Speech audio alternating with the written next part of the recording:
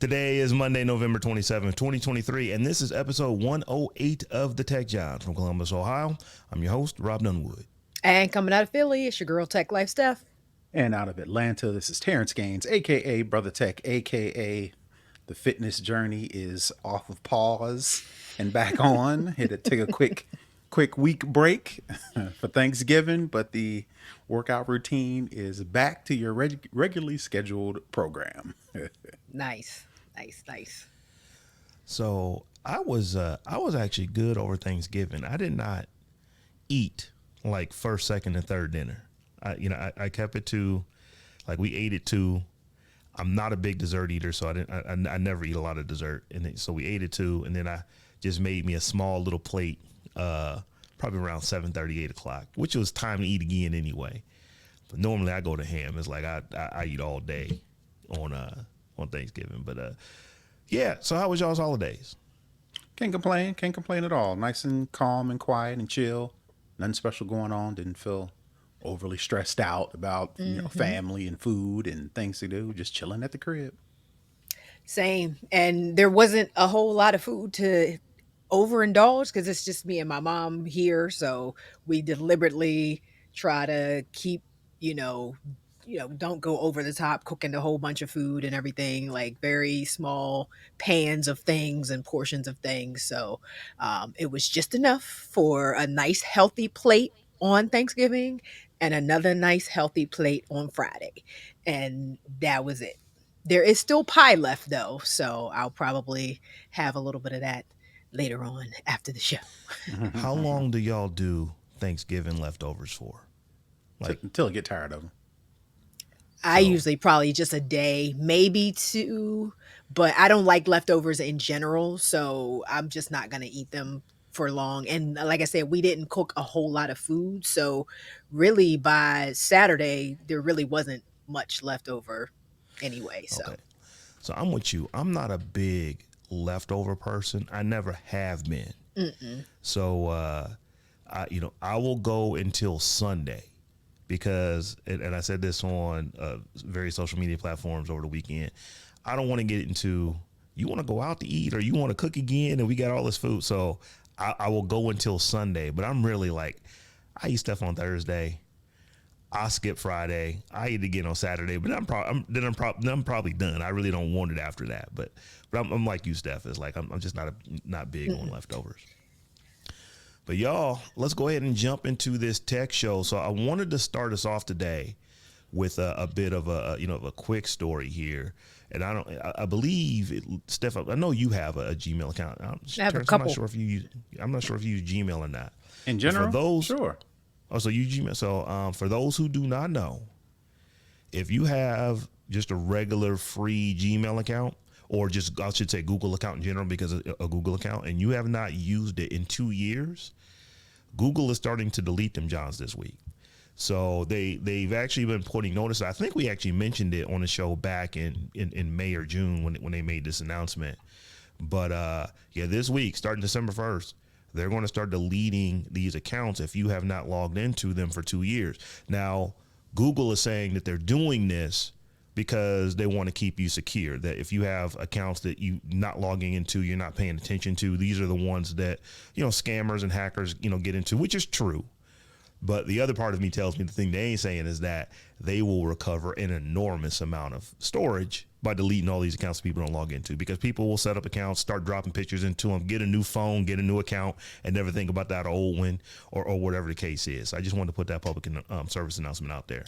I'm But glad that they did say though that it wouldn't pertain to YouTube accounts, like Gmail addresses associated with YouTube account, or at least that's how I read it. It says Google also said it does not have plans to delete accounts with YouTube videos at this time. So I'm assuming that means if you have a Gmail account tied to a YouTube channel, it won't delete that, because I have a Gmail account just for my YouTube channel. Like I don't use that account for anything else. mhm. I don't log into it. I hope I still even know the password if I had to recover something off of it. But So since I don't use it, I would not want them to delete it because again, my YouTube channel is connected to that Gmail account, and it doesn't seem like they're gonna do that if that's the case. Yeah, so you will have had to have uploaded a video for this to be the case, but yeah, that is a caveat. But here's my rationale for that. If you have YouTube videos that you've actually uploaded, Plenty. regardless of how often people are watching them, if anybody ever watches them, I guarantee that Google's going to show ads on them. Absolutely. And ultimately, that's going to allow them to make money. So the accounts that they're deleting are the ones that only cost them money. These are the free accounts. You're not using it, so you're not seeing ads. So they're not monetizing you that way. But when it comes to YouTube, it is very possible that somebody like you, Tiff or Steph, have created an account, uploaded some YouTube videos, and then ghosted that account because you're just not doing that anymore. But those videos still may get views, ultimately driving revenue for Google overall. Well, so the only caveat to that is you have to have enough YouTube activity, i.e. subscribers, followers, views, whatever the case may be, to even deem it the ability to then you able to enable monetizing your channel. Because I don't know if YouTube is running ads on accounts that don't meet the qualifications of it being monetized in the first place. That would be the only thing I would ask about in regards to your scenario about why they're not deleting the YouTube accounts. Yeah, it probably would just be a lot messier too. They'd have to argue with a whole lot more folks. I didn't realize you were deleting my YouTube account. So, but yeah, just wanted to put that public service announcement out there because 2 years is not a long time. It's a long time for probably almost everyone listening to this show. But for a lot of folks, 2 years is not a long time. And I've seen this happen before where, someone, had an account. They had some pictures saved in the account, like they were saving pictures in an email directly, or they were saving it in Google Drive or inside of Google Photos or something like that. And then they can't remember the account information, and it's like a whole thing to try to log back into it because they want to get back to some baby pictures or something like that. So just want everybody to know, if you're not logging into your old accounts, just go log. If all it takes is for you to log into them, and just show that there's activity there, and that'll reset the counter. But just make sure you do that because they start getting rid of those things in just a few days here. So y'all, the first story that we're going to get into is one from our very own Miss Tech Life Steph, who got some new tech over the last couple of weeks. So yeah, you done defected away from the Windows family and became a Windows user. But here's the thing I'm noticing: as you holding up your brand new, is that the titanium black one? No, this is midnight. Midnight. You can't see. You might not be able to see it, but it's dark blue. Okay, so yeah, you holding it up, but I ain't seen any cords hanging out of it. So clearly, you are not using it right now to do this show. I am not. Yeah. And there is a reason for that.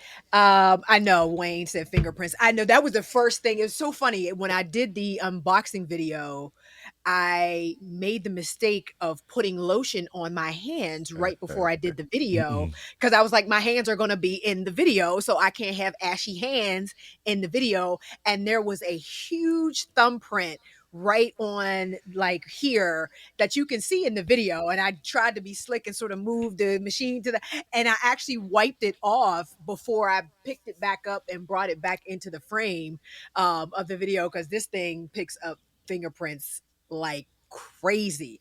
And I said, in I think when I posted it to TikTok, one of the postings, I said, besides the fingerprints, I love it. And by the way, I know there was a space black, version of the Pro that it's supposed to be finger. I didn't want the black. I didn't want the Pro.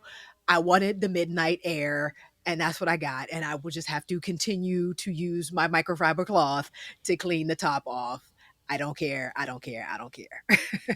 So for all of our listeners who are not watching us right now, she just let you know so you understand what we're talking about. Steph actually showed her laptop on camera. So you're not missing a whole lot because I couldn't even tell what color it was, from the glare that was on it. But you can see those But fingerprints though. you showed up to see the fingerprints You can though. see the So fingerprints. Definitely. But there's a problem. And Terrance, I actually was gonna call you I over the told you on the weekend. text messages on 2 occasions because I knew what was going to happen, but I'll let you Um continue. well, a couple things happened. I mean, because yeah, I'm an engineer. I'm gonna figure it out myself, first of all, Mm-hmm. if I can. But two things happened. Um I did get to use it, which was like just the most blissful because actually the video for I posted a quick little video of a picture of my family for Thanksgiving, and I kind of did I did some keyframes in Premiere Pro that made the video kind of move Ooh. across, make it look like the camera was panning across the photograph, and then I threw some stuff from Canva in there, and whatever, and I did that on this machine on the new MacBook Air, and it was such an enjoyable experience.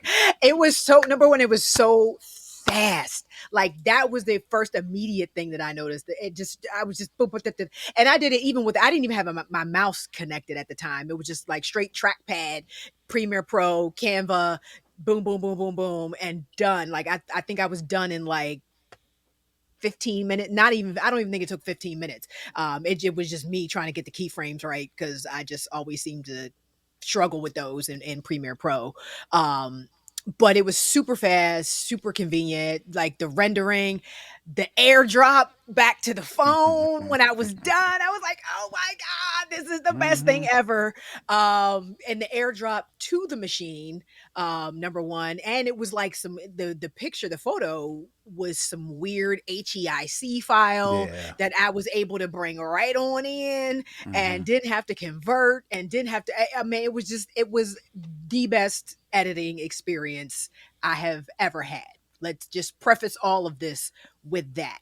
um but it took a minute for me to be able to do that because there was and this might not be the Mac, it might be my Verizon. It took me a while to be able to get connected to my Wi-Fi here at the house, and but I was having some issues with Wi-Fi in general. Like my television disconnected from the Wi-Fi at one point, and my phone was acting janky for a minute. So I'm not gonna blame that on the MacBook. I did do the update, the OS update, when I did finally get connected, and then it was still kind of like kicking me back off the Wi-Fi, back on, back off, back off. My phone has been doing that for a while as well. I think I just need a new router. So that I won't blame. At first, I was like, this MacBook Air ain't gonna connect to my daggone Wi-Fi. Like I was feeling some kind of way because it seemed like it was just the laptop that would not connect to the Wi-Fi, until some of my other devices started acting up as well. And then I was just like, I did,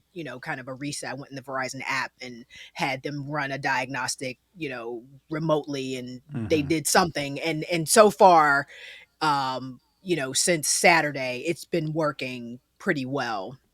But I was doing some running through some of the things that they tell you to do if you're Mm-hmm. having trouble connecting to Wi-Fi, and it wouldn't do some of those things either, which I was kind of curious about because there was something about a DCHP lease.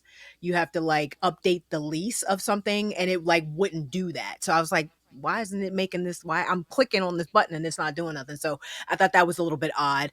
But now, um, just today actually, I got on and was trying to do some stuff because I was supposed to I had to hop on a Zoom earlier today, and I was going to do the Zoom from the Air, because the friend I was zooming with, she knew I bought a new laptop as well, and half of my keyboard sticks, and I can't use the O, the M, the I, like all the like most of the keys on the JKL semicolon side of the keyboard aren't working at this point. And I'm just like, did I just not use these keys when I was editing?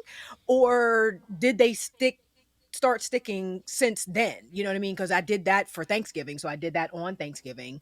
But I really didn't use it that much after, Friday Friday I was out of town. I went to New York and was doing a bunch of stuff. Didn't use the computer. Saturday really didn't use the computer.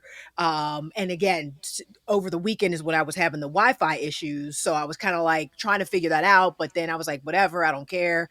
So I didn't use it that much. Pretty much all the way until now, because Monday I was in Baltimore. You know what I mean? Like it sat for a little while. I don't know if that has anything to do with it, but literally probably 6 or 7 of my keys, or my letter keys, don't work. And I'm just like, the fuck? Like, this machine costs way too much money for keys to be sticking. And I'm like, I've not been eating over it. There's no crumbs on it yet. There can't be any dust, that much, dust on it yet.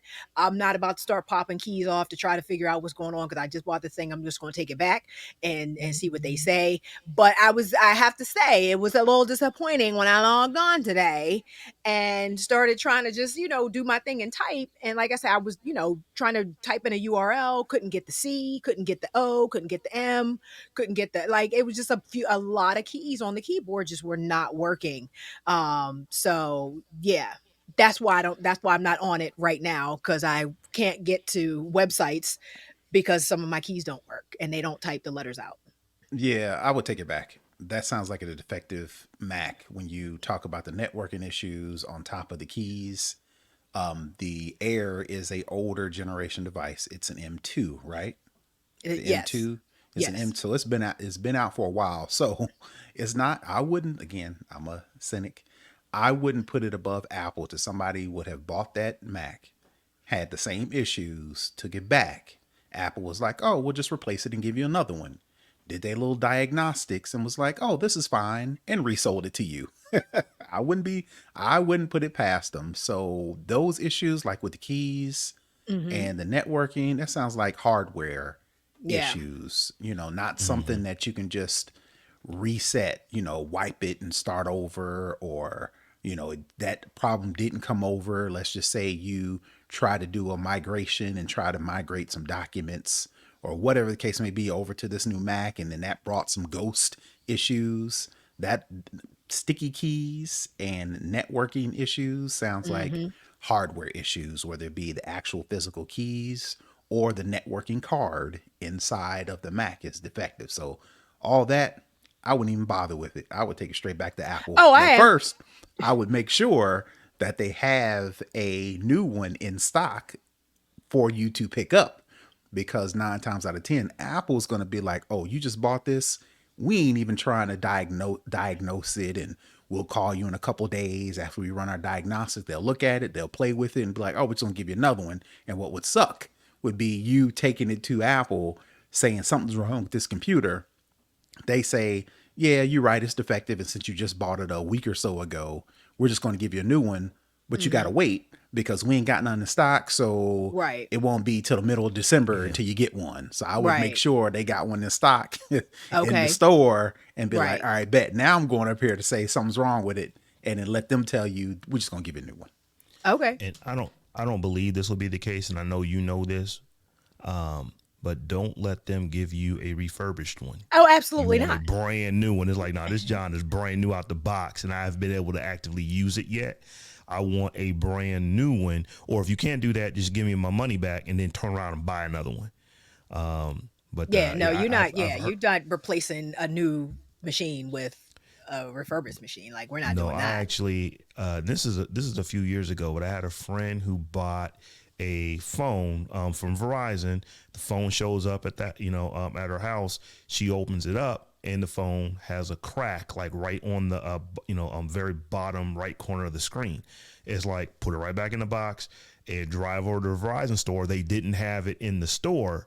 So they said, oh yeah, we'll just send you a new one. But they didn't send her a brand spanking new one in the box. They sent her one that looked like it was like overstock, or that was actually refurbished. It didn't come like in the original box, like when she had bought the thing brand new. And she was like, no, take that second one back. Don't even open it, and have them either give you your money back or give you a brand new phone, because you've never actually used it. It makes no sense for you to be working with a refurbished one at this point.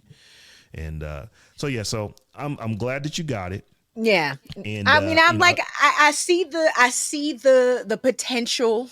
Once we can work these little kinks out. But I have to say, for as much as I'm paying, I just would not have expected anything to be wrong with this machine.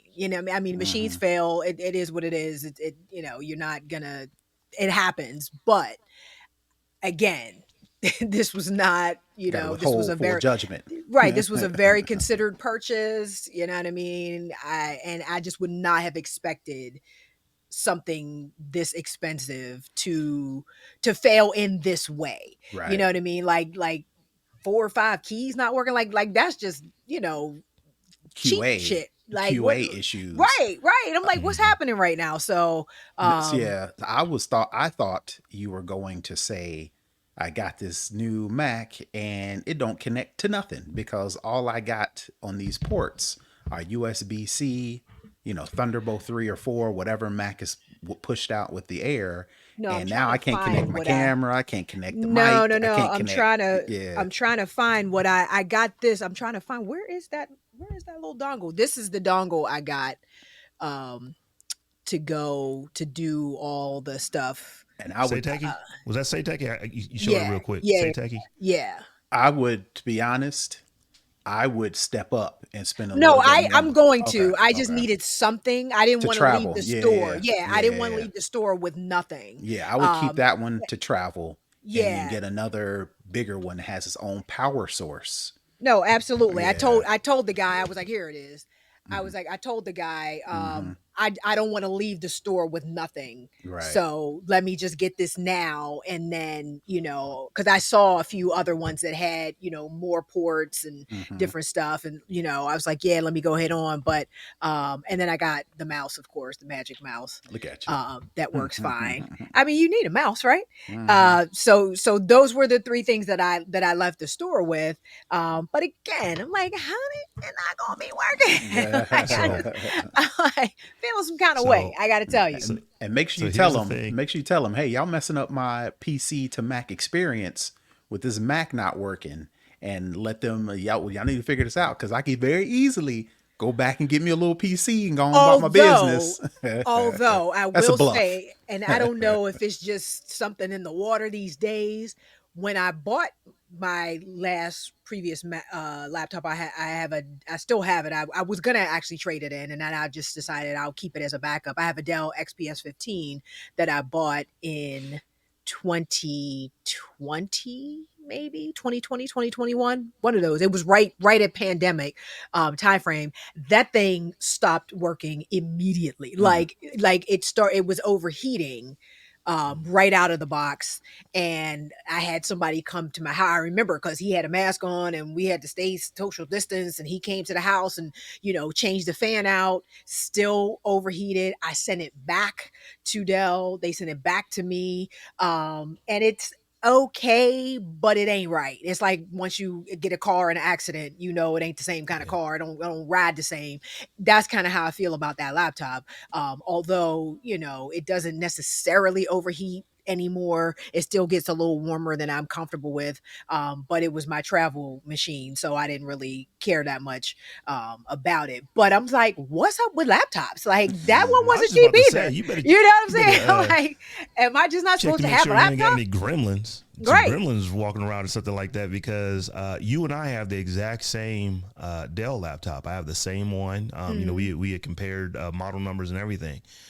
And I don't want to say I've never had an issue with it because I did have an issue with it probably 2 years in, but I got that 4-year support on it. They just said, "Oh, we'll just send you a new one." So they sent me a brand new. They literally just sent me a brand new one. Right. And so I think it was an issue that they knew they'd been having issues with. So instead of trying to go around and because I say, hey, this is my work, so y'all need to send me something so I can actually work while you're Right. working on this other one. So they just sent me a new one, and it was what I would expect, because I'm paying for it. But it's like I had a new machine like 30 hours later. And And that was what I was expecting them to do once the first service person couldn't fix my problem. I'm like, just send me a new mhm. machine. Like it was brand new. So send me a new one. I'm like, well, they're like, no, you got to send it back, and then, and all this back and forth. And then I was without my machine and everything else. So yeah, I was very disappointed in that process as well. So we'll see. Like I said, I'm just clearly having bad luck with laptops at this point.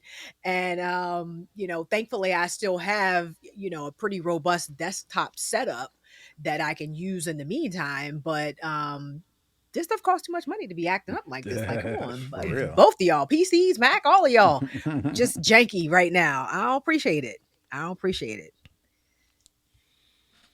So y'all, this next story, this is one that actually one of our patrons, Josie, sent in to us a little over a week ago. No, we weren't able to talk about it last week because, Steph, I wanted to wait until you were on specifically to talk about this story. But Dove and Code My Crown, they have co-launched a guide for coding with black hair, specifically for video games. So for our listeners who are not, African American, darker melanated, and have, the kind of hair that we have, it is very difficult to get a avatar or a character to get your hair right, unless your hair looks like Terrance's, or you're bald, or it looks like mine when it's not twisted up. I normally don't have my hair just in a little fro like this. I just got it cut, so I haven't twisted it up yet.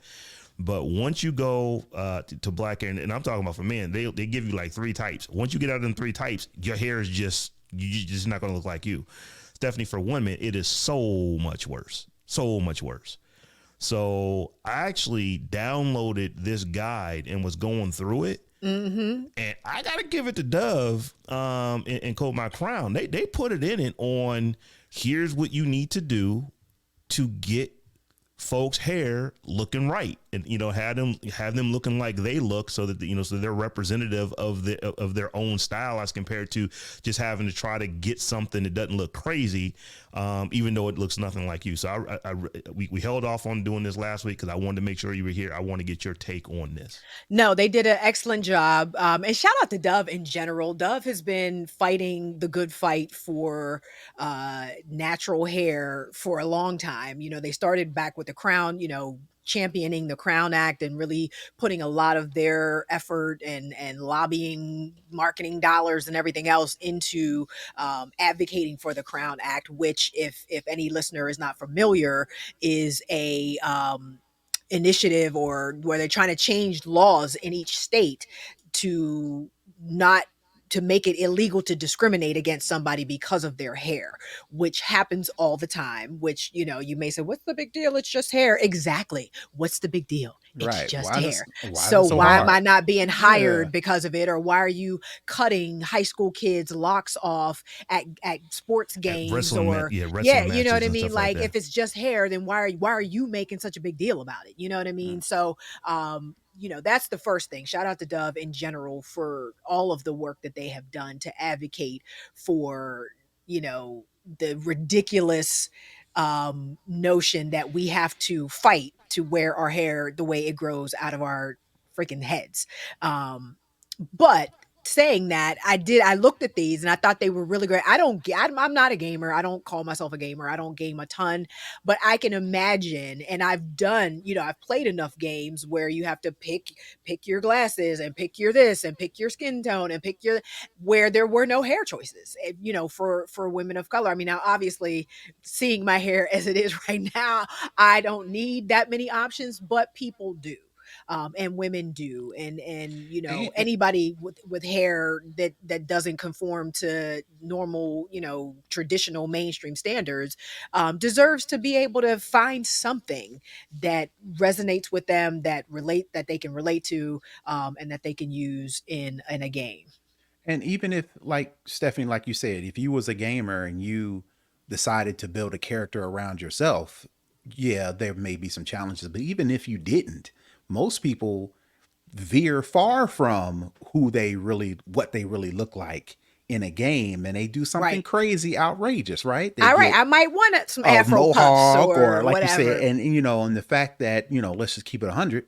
white people, if they want to build a character in Fortnite or Call of Duty or, Overwatch or Battlegrounds or all these different places to where you can actually customize your character, NBA 2K, whatever the case may be, there are so many different options for people to just go as wild as they want while also keeping that ability to keep it as close to you as possible. And if you, Stephanie, wanted to say, okay, well, I'm a, do something totally unlike me, you could do that. But when it comes to, like you're saying, something that resembles you, that's Right. where the problem happens. The And it's disconnect. just right. And, for, like I mentioned before, if a white person wanted to go, they could go something totally wild, purple, blue, pink, black, whatever the case may be. But if they did want to create something that resembles them, they also have that choice. And it's just subconscious that you have that choice. And then for Right. us, for brown and black people, for whatever the case may be, it's not that, default, right? And it'd be nice if we just had more options as a default. Just a couple No, options, a yeah, couple more options. a few options because, like Terrence was saying, you can go into some of these games and they literally have dozens upon dozens of different hairstyles. In some cases, they may even be hundreds of different choices. But when it comes to like what is it? Type 4, Four, 4C. kinky four, curly, four C, three, yeah, 4C 3B, hair. E, It's like they literally give you, a 4 or 5 afro. options, and You and, got an and that's afro. it. And then every other hairstyle that you can get is like, nah, not if your hair's kinky curly. So I absolutely applaud Code My Crown and Dove for doing this, because as I said, for anyone who's listening, if you want to just see this, head over to our website techtime.com. And look at the show notes for this particular show, because we've got a And they link got some to dope Dove. hairstyles in there. They I got mean, some they dope ones really in here. like I mean, went all out on these hairstyles that they chose to put in there. And we have to mention too that the guy that Dove was working with was created by Black artists in partnership with the open source Afro Hair Library. So apparently, there is a place that you can go to get the code and the specs and everything else for different types of natural black hair. So anybody listening that is working at, Blizzard or Activision or whatever, you can't say that we don't know, and we didn't know, we don't know how to do. There's a whole open source library. The open source Afro Hair Library is there waiting for you to engage with it, to include these types of hair textures and styles in your games going forward. So now Or ignorance is no longer an excuse. or don't give nobody no options. That'd be my thing.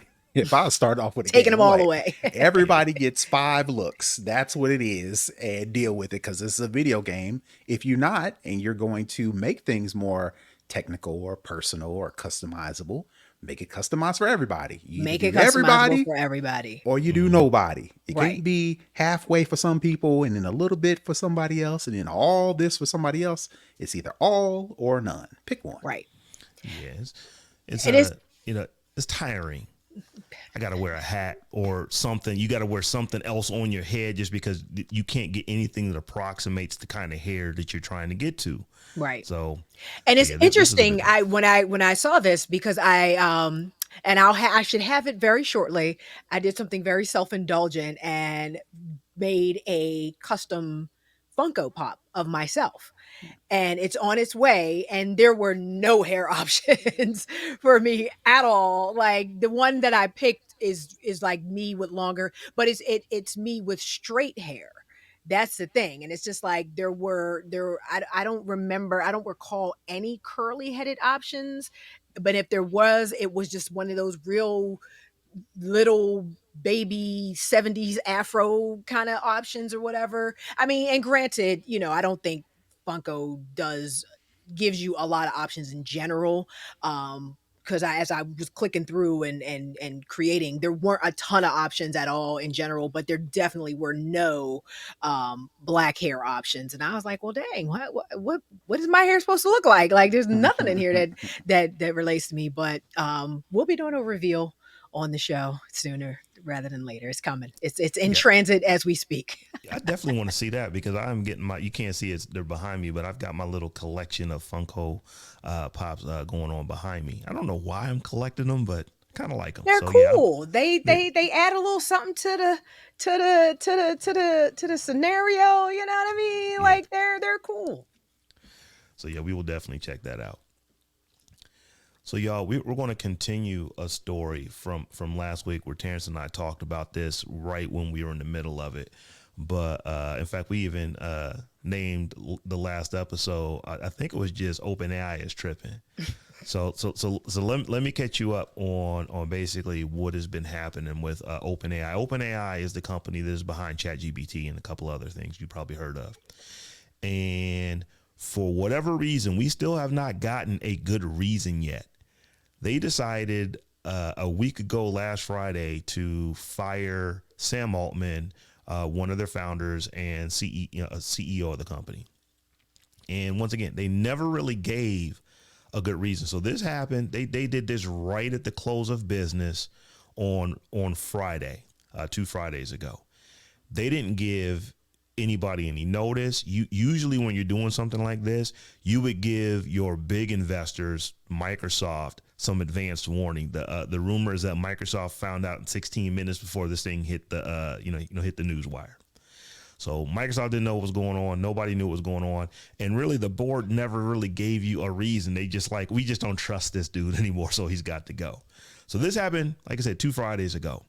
Within 24 hours, the next day on Saturday, they were in discussions to hire Sam Altman back because it was just that bad.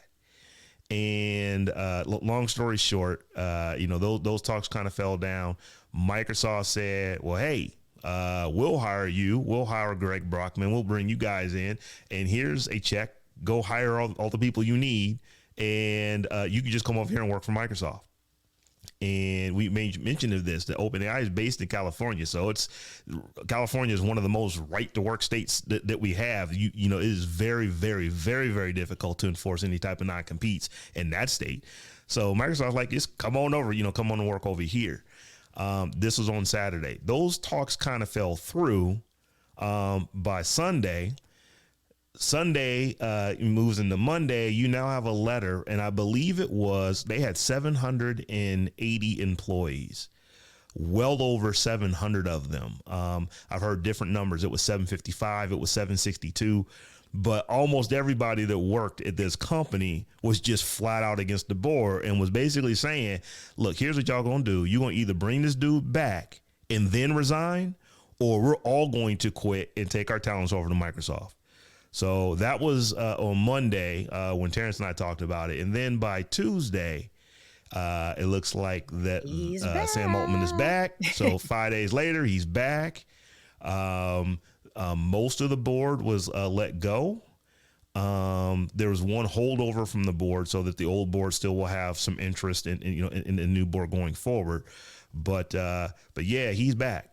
So, Steph, I'll let you go first on this one. Just want to get your take because there's no way you could have missed any of this. This was I've been following it. What is this company doing? I mean, it was making regular news. It was not the tech news. This was like on CBS and the NBC at like 6 o'clock type news, 7 o'clock type news. So. Definitely. Actually, it's funny. GMA called me to do a quick piece about it. I couldn't do it though, but they called me, texted me like Friday night or something, or Thursday night, maybe whenever it had just happened, to do a quick Zoom to go on air that next day, and I just couldn't do it. But yeah, this made national headlines kind of across the board. But I think it just all boils down to cash rules everything around me, and Sam started seeing dollar signs and all of that altruistic bullshit they tried to build this company on went out the window when $13 billion came into play. I mean, you just can't, who's turning down $13 billion? Like it's just way too much money to and that much money corrupts people. I just don't know that you can't not be corrupted by that much money. And I just feel like that's what happened. And the dollar signs, he probably had those little cartoon dollar signs in his eyes at one point. And all of that like I said, that altruistic, we're going to make this the nonprofit, we're going to keep it open source, we're going to make sure we do this ethically, and and all of that, it just went out the window because $13 billion. And so it'll be interesting to see though now what direction this company goes in. And because we know historically AI does not benefit people that look like us. So, do we see this company going in the direction of what was that company that Amazon was working with that was like doing the police, all of the facial recognition for the police? There was like a particular, it might have been Amazon, but there was either Amazon or a company associated with Amazon, a couple years back, had to kind of pull back off of the facial recognition stuff with law enforcement. But I mean, I see so many different permutations of where this can go now. And yeah, Skynet. Yeah, Skynet is I was gonna say Skynet won. Yeah, So, Terrance, seriously. before you go, I just want to give Tech Light Stephanie Humphrey some props because she just glossed over it. For y'all who don't realize the acronym GMA, she's talking about Good Morning America.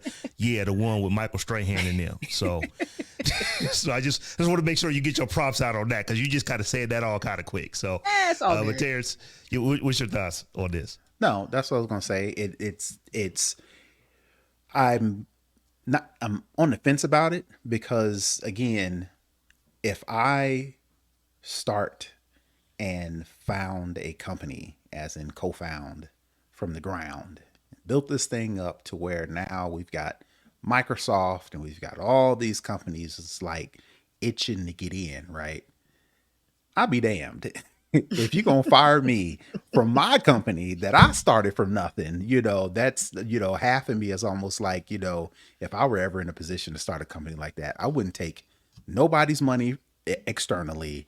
I wouldn't have nobody on the board. It'd be me, myself, and I running the company, because this is what happens when you get shareholders, when you get board members, when you get directors, when you get all You're these accountable to things. somebody now. Right. To look at the dude, Men's Warehouse, how the phrase go? You'll love when I see, how's that phrase go with the dude? You'll love the way you look. You look, I guarantee it. They kicked him out and that was his company, so it's like, it happens all the time, so on one hand, Well, they I can kicked Kimberly understand. Bryant out of her own company, Black Exactly. Girls Code. Yep. It happens all the time. So on one hand of me says, shout out to Sam for you flexing his muscles and doing what he needed to do to get his own company back, right?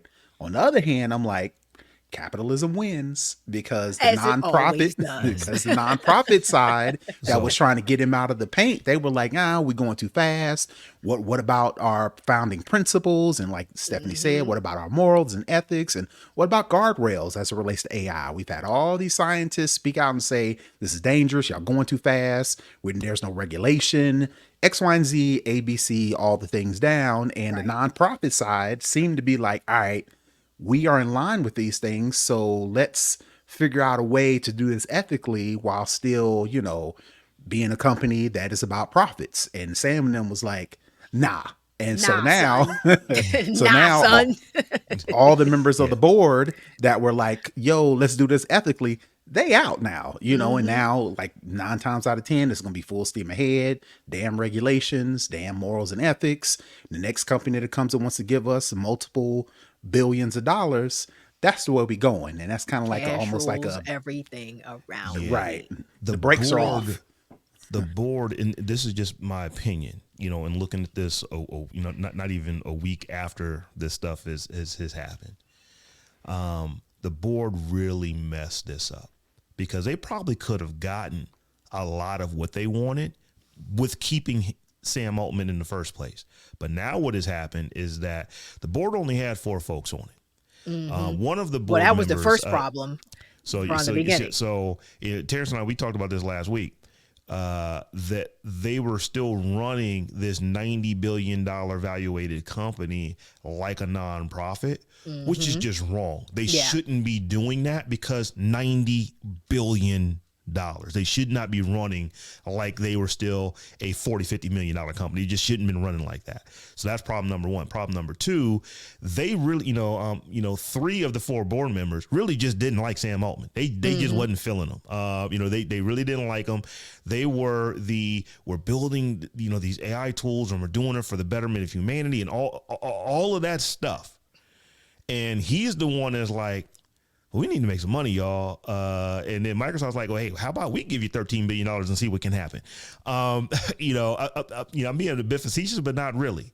So they go from this nonprofit to this $90 billion company. At least that's what they're worth on paper. And you can't operate like a nonprofit anymore. Even because there's really 2 businesses. There is the OpenAI for business, and there's the OpenAI nonprofit. All the board, really was the nonprofit folks. Right. Even Ilias, what's his name? Skutskiver. He was, I don't know if Sam did something that just upset him at the last minute. And he changed his tune so quick. I was like, bro, did the muscle come hang you dangle you over the balcony like Red from the 5 Heartbeats or something? Like what? Like how did they get to you so what time's quick? his office hours? Right.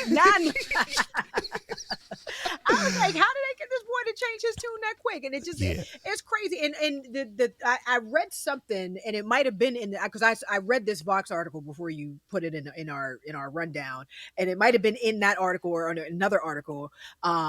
Because everybody's like, what was the thing that the board was scared of or mad about in the first place, because they still haven't said that. But I did read something to the effect that they could possibly already be moving towards AGI.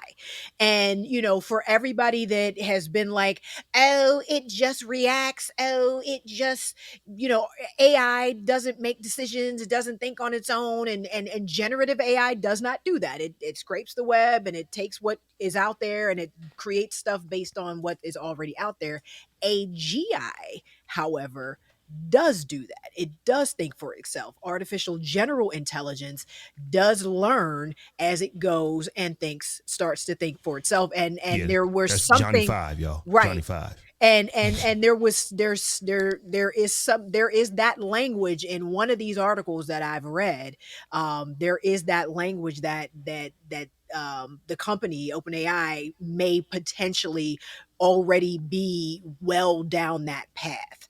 And that was why the board decided to try to put the kibosh on Sam Altman, because he was, it was out of the gate and he was taking it and running with it. And again, we joke about Skynet. Everybody always chuckles when you say Skynet, but that's what Skynet is. You know what I mean? And this is how it starts. And so, $13 billion will make you look the other way and justify a lot of things, but once that genie's out of that bottle and we can't get it back, then what?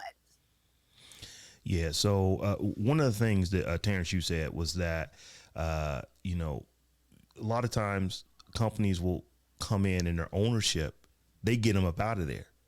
That happens with more companies than you would think. When a company gets bought, it is not uncommon to relieve the CEO and founder or two of their responsibilities.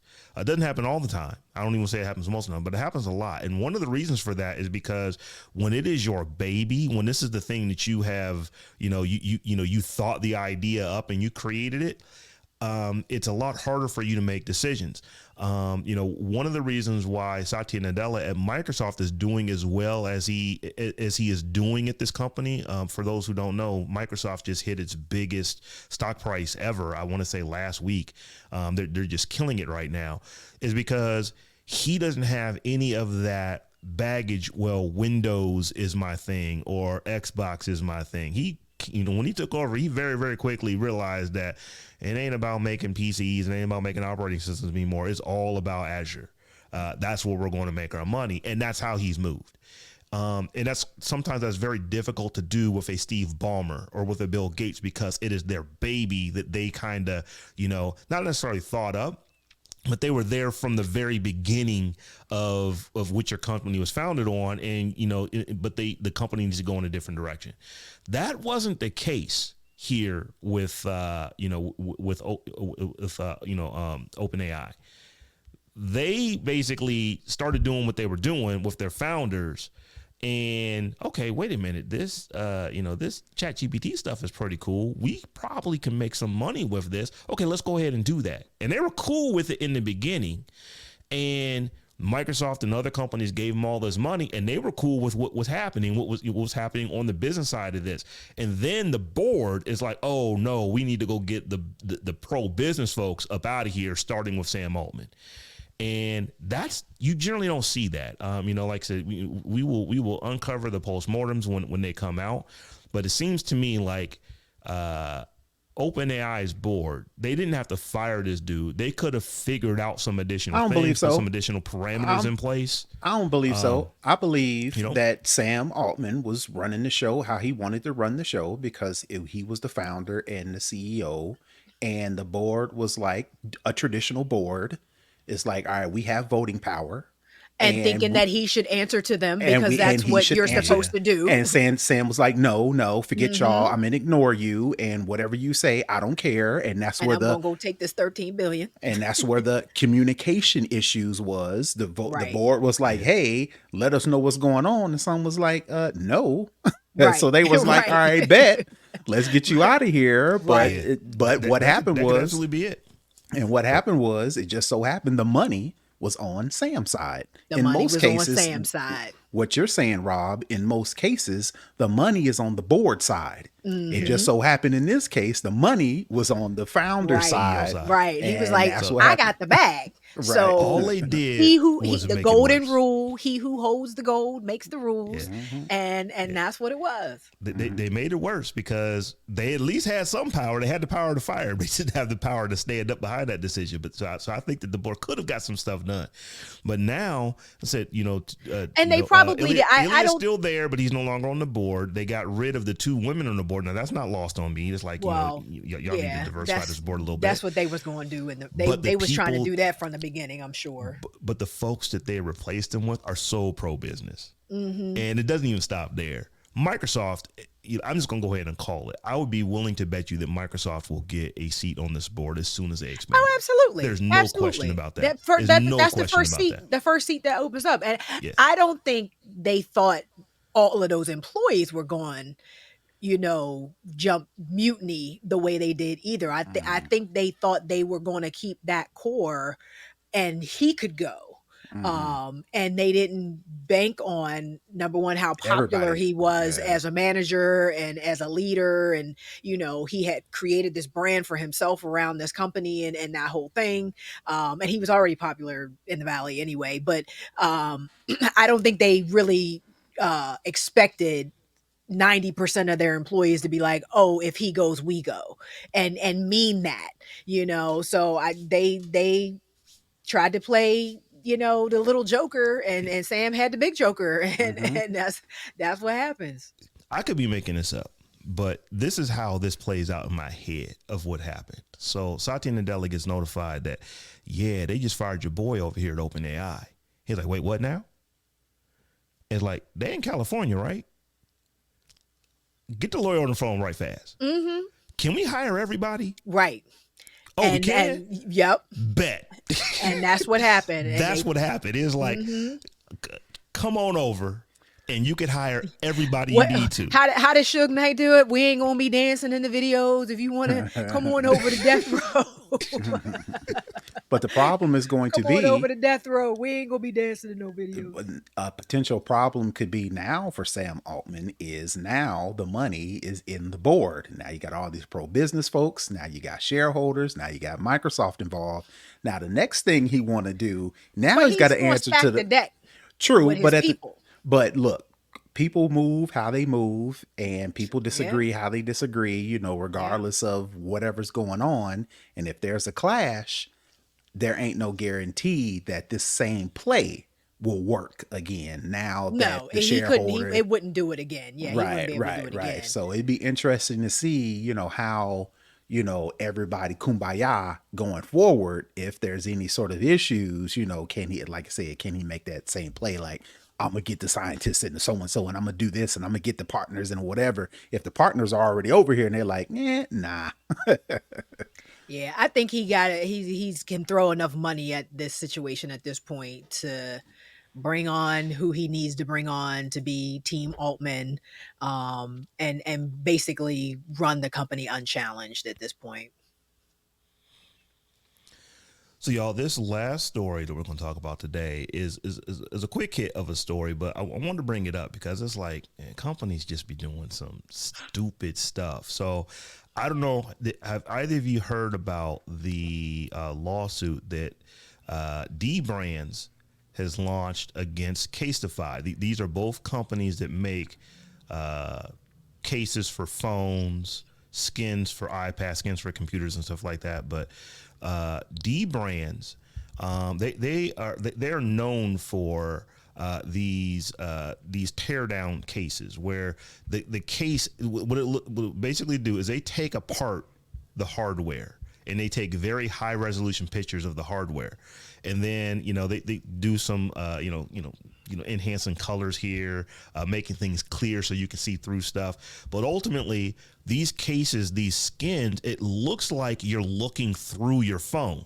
So if you get an iPhone 15, they have created a case where they've taken a bunch of internal pictures of iPhone 15. I feel like I had a case like that. I've actually had. I didn't. Here's the problem for me. I didn't have the teardown case. I actually had the Casetify case. No. They were that was basically. So you part of the problem, huh? So you part of it, yeah. Full disclosure. I did not have.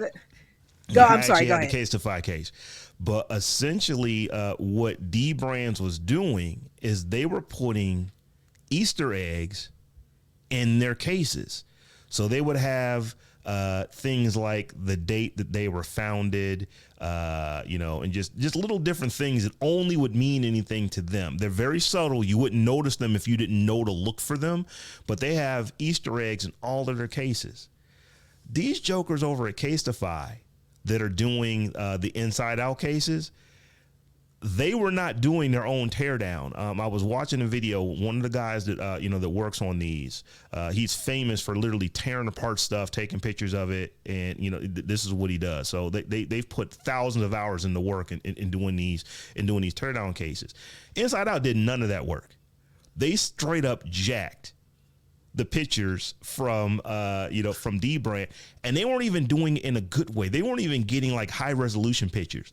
Some of the pictures that they were using were straight off of D Brand's website. How do we know this? Because someone took a picture with a camera of their screen, and you can see the lens of the camera and the reflection in the screen, which they said that's fine for the website, but we would never do that in one of our actual cases.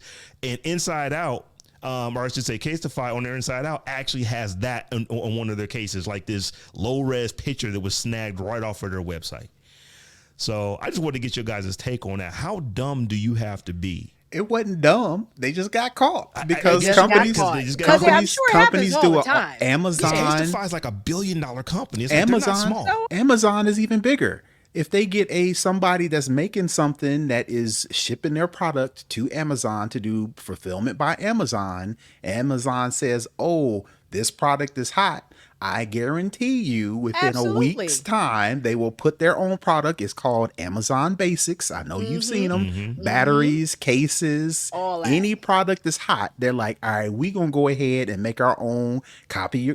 Take the same look, put Amazon Basics on it, put ours above the fold, and make the money that way. So they didn't take the same kind of look. They took the look. They that's Amazon. Yeah. They took D Brand's actual proprietary stuff. Like I said, that ain't dumb. Wow. That's business. And they just got caught. They just got caught because companies do it all the time. They just got caught. They got caught. Yeah. No, I didn't have that case. I had the screen saver. Screen. My wallpaper was the whole internal. It was pretty cool. I gotta find that again. Anyway, no, I digress. I actually had a Casetify Inside Out for like my last Note. I think I had the Galaxy Note 10, and I had a case for that. So I'm upset. I'm upset about that I bought something that was jacked because I didn't know. I'm pretty nobody knew sure until now. I'm pretty sure But, we all have products laying around the house that has been That are blatantly a copied right. That are a from dupe of something. right. it ain't Gucci, it's Hoochie. Right. But yeah, I do. I But want I to think think the that in there whole- because it was just like man, it's like they just went out and just ganked these pictures off, and it's Yeah, like and that's the problem. That's the real problem. It's like it'd be one thing for them to say, okay, this is working for them. Let's do something similar. Let's take our own pictures, but we're going to copy the same concept and redo it for our cases. Instead of it being skins, we're going to make cases or whatever the case may be. And the fact that they didn't even bother to take the time to buy They their don't own care. iPhones and Notes and Galaxies, take them Who got apart. time for that? Right. But you would It's think already done. The work's already done. exactly. And I think that's the part to where they're like, come on, man, if y'all would have worked just a little bit harder, you probably could have got away from it. But the blatant disrespect to not even take to just take a screenshot, like me taking a screenshot of a picture somewhere and using it as a icon image someplace else. It's like, y'all could have put a little bit more effort into Y'all it could've if you're gonna tried. do it. But yeah, they didn't have to. so yeah, They this totally didn't have to. it's just funny to me. So I want to see because they're going to settle this. There's no way they're going to let this go to trial. And here's the other part though. I saw the same video and the dude said, I jerry rig everything. I think is his name. He goes on YouTube and he's like, it's not about the money. It's like, come on, man. It's always about the money. Anybody that tells you it's not about the money, it is about the money, unless they sue for $1. There are people, I think, not Taylor Swift, but maybe it was even Taylor Swift. Somebody, they countersued for something and they countersued for $1 because it's like, I just want people to know that whatever they're saying is completely legitimately wrong. I don't want nothing to gain from it except clearing my name. Those people, I'd be like, all right, it ain't about the money. Anybody that puts a large dollar amount behind anything, they took money into careful consideration. Yeah, he did say that his cut is going to go to his wheelchair company because he actually has a company that he does. I believe it is a nonprofit that he runs because he tries to give wheelchairs away to as many people in the world who need them. And those wheelchairs cost what? They cost money. Money. So that's where his bit's going to go. Like I said, I cannot imagine that Casetify that they will actually fight this in court. I think that ultimately they're going to try to figure out how to settle this. They have already lost in the court of public opinion. They've lost in a court of public opinion. But here's the cool thing, or just the interesting thing of how tone deaf these companies are. In their press release after they removed well over 100 items from their website for stuff they were jacking, they said that they have always been a bastion of originality. And I'm like, really? This is the time where you would actually go out and say something like that, try to make it look like you are so caught. It's like there's no way around it. You have someone else's Easter eggs in your actual hardware that you're putting out. You have a bad picture that has a camera glare in it off of someone's website that they said, oh, we'll just leave it on the website. We'll never build a case like that. You actually are building cases with a glare, a camera reflection from your competition's website. Y'all are cooked on this one. So we will see what ends up happening. But like I said, I'm calling it. They're going to settle this for, I'm guessing, a large sum of money. So y'all, I saw at the last minute, Tech Life Steph, you stuck a spotlight on here. So we haven't had one. I'm glad you did because this is our last show for the month. We try to get at least one a month, and this will be the first one we've had this month. So Jeremiah Thoronka. Thoronka. Jeremiah Thoronka. So why don't you go ahead and tell us what he is doing? Because it's pretty Yes, impressive. he's doing some pretty impressive things. Jeremiah Thoronka is a young inventor, entrepreneur, and scholar from Sierra Leone behind the device that turns the vibrations from busy roads into electricity. Thoronka, who recently graduated with a Master of Science degree in Sustainability, Energy, and Development from Durham University, founded Optum Energy in 2017 when he was just 17 years old. Thoronka grew up in a slum on the outskirts of Freetown during the Sierra Leone Civil War, where he relied on charcoal and firewood to generate heat and light. At the age of 10, Thoronka was awarded a scholarship to one of the best schools in the region, and by the time he started studying at the African Leadership University in Rwanda, he had the skills needed to put his energy generation idea into action. Thoronka created an innovative piezoelectric device that, when placed under busy roads, captures the vibrations, i.e., the kinetic energy from pedestrians and traffic, and turns it into an electrical current. Unlike many other sources of renewable energy, Thoronka's device operates day and night, whatever the weather.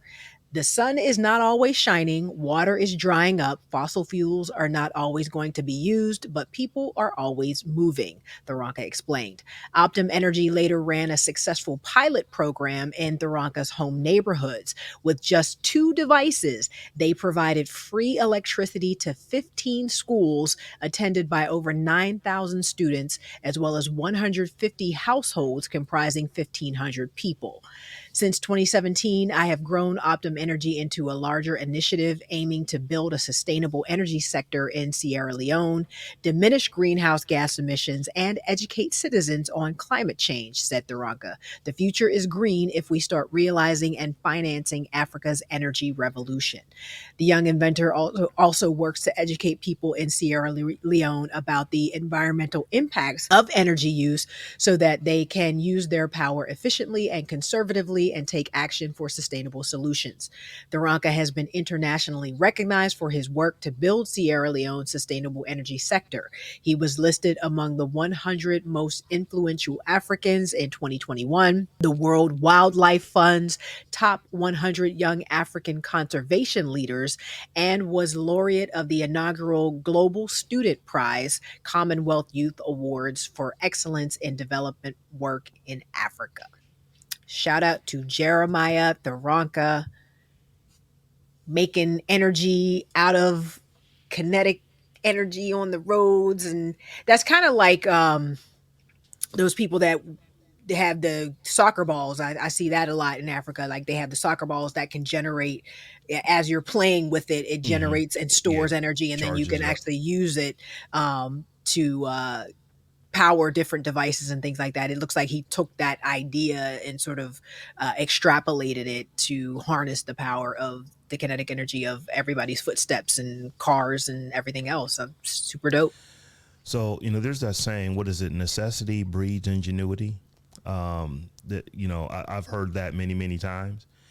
And this is something that I don't want to say that we wouldn't think of it here, but we didn't think of it here because we pretty much have power everywhere that we need it. This is where it's like, wait a minute, these schools just don't have enough power. But there's all these cars, all these trucks, all these people walking back and forth. If we just put some stuff up under where they walk, under where they drive, we can power these schools for thousands of students. That is incredible. And here in this country, at some point, we're going to have to do a reimagining of our grid. And just how we get power from point A to point B. That, for us, it's more transmission than trying to generate more of it. But something tells me they're gonna be hollering at this young man about his technology. So I yeah, don't show believe us it. how you actually built a road and people just driving on the road allow us to actually run these superchargers so people can fuel. I don't want to say fuel their car up, but charge their car up. That's going to happen here at some point. Call me So yeah, negative this is Nancy, but I don't believe any invention of this large scale. Because if you think about it, I mean, this could revolutionize how we generate energy. And I don't believe any sort of invention coming out of Africa is going to anybody's going to piggyback off of that and propel this, this gentleman to the lead as far as generating energy for the future of the globe, because this is something that can be laid out across the globe. But since it's coming out of Africa, call me a negative Nancy, but I don't see The eternal pessimist. Terrance is the eternal pessimist. Hey, man. I hear what you're saying, but here's the thing, though. That people need to understand. Number one, Africa is not a country; it's a continent with 56 countries in it, and it's young. It's very young, and they have a lot of young folks over there and a lot of smart folks over there. And at some point, it's going to become about the money. Because China's already there. You know, why is China there in the way that they're there in so many of these African countries? Because they realize the money that is ultimately, able to be made there. So at some point, it's like I hear and I even feel what you're saying, Terrance. But at some point, I think the Western world is going to start looking at, well, hold up. They making money off of this. We need to be making money too. That's generally how we roll with this. Right. But even with the China example, Africans are not getting credit for the infrastructure of partnering with China to redo the infrastructure of the continent of Africa. China's getting the credit for that. Mm-hmm. It's going to be the same way with this. Yeah, American companies going to swoop in and they're going to use this technology the same way you're saying, because they can make money off of it. But the continent of Africa, or the people who are creating this technology and this ingenuity, they are not going to get the credit, at the manner that they should. Because if they were, he would already be on their radar. All the things that Stephanie mentioned, all the accolades, all the acknowledgments comes from Africa. No Western company said, hey, he's the top innovator of 2021. And that was African countries and awards and things that are exalting this gentleman to do this stuff, and I think and again, like I said, I could be totally wrong, but I don't see this young man being, I don't know how old he is. I don't see him being the top lead scientist to bring kinetic energy to the United States. It's going to be some company that's going to partner with him, give him a little bit of money, but we're all going to think of the major company that created this revolutionary new technology that we all use nowadays. And we will, just like the street sign, just like peanut butter, just like all these other inventions, we'll find out in 2125 that it originated from Africa. It's never going to be on the top of our minds. It'll be footnote, a man in Africa created this. That's my point. Hopefully we will get to a day to where we're just like, well, of course he did. Exactly. That's just where we're going to stay positive here, Terrance. Yeah. Well, we're going to stay positive. I'm just saying. I'm just saying. So y'all, this was a good show. I know y'all look, are all our shows good? Yes, all of our shows are good. This was a good one. This was fun. We had a good rundown of stories today. But as all good things do, they come to an end. So it's time for us to wrap it up. So Tech Life Steph, why don't you tell the folks how they can get at you? You can follow me all around the web at TechLifeSteph, or check out my website at stephaniehumphrey.com, where you can pick up the book. And you can find me all over the internet at Brother Tech. That's BROTHATECH. And I'm at Robb Dunewood on all the things. And we are also at the Tech Jawn on all the things. And I didn't say this earlier, so I'll say it now. If you would like to support the Tech Jawn, you can do so by heading over to Patreon, where we've got multiple tiers over there, any one of which gets you access to our live stream and after party. And a couple of them actually get you access to an ad-free stream. So if you're interested in that and supporting the show, head over to patreon.com/TechJawn. That's the Tech, JAWN. So y'all, until we meet again in a week's time. Peace. Peace.